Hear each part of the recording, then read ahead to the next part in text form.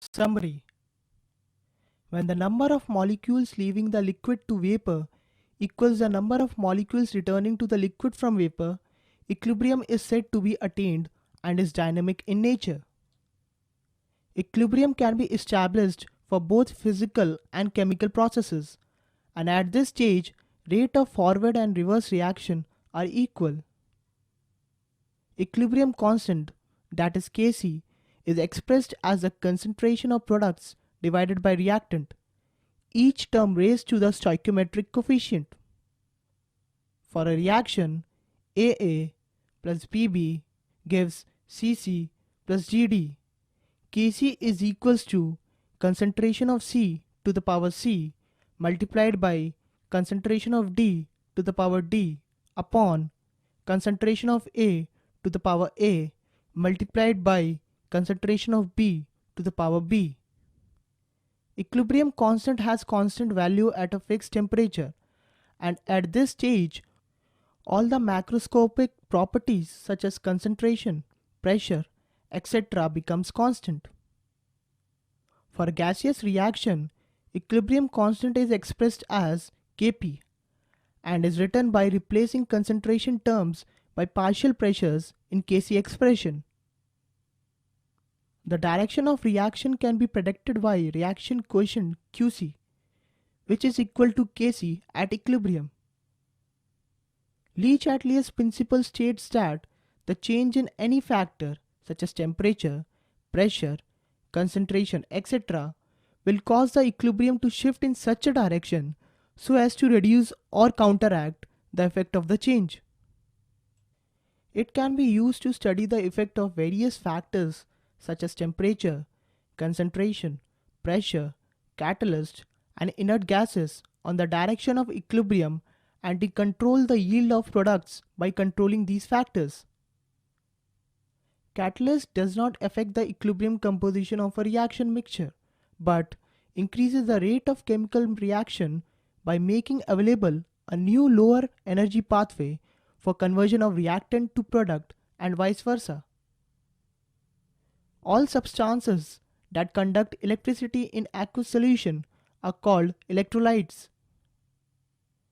Acid, bases, and salt are electrolytes, and the conduction of electricity by their aqueous solution is due to anions and cations produced by the dissociation or ionization of electrolytes in aqueous solution. The strong electrolytes are completely dissociated.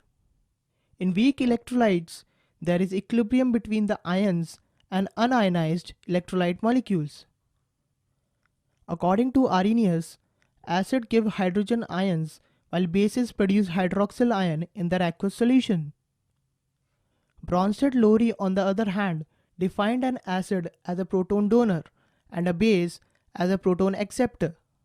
When a Bronsted-Lowry acid reacts with a base, it produces its conjugate base and a conjugate acid corresponding to the base with which it reacts.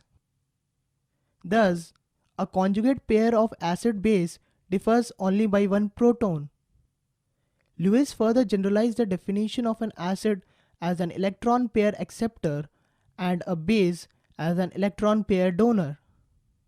The expressions for ionization, that is equilibrium constant of weak acid, that is Ka, and weak bases, that is Kb, are developed using Arrhenius' definition.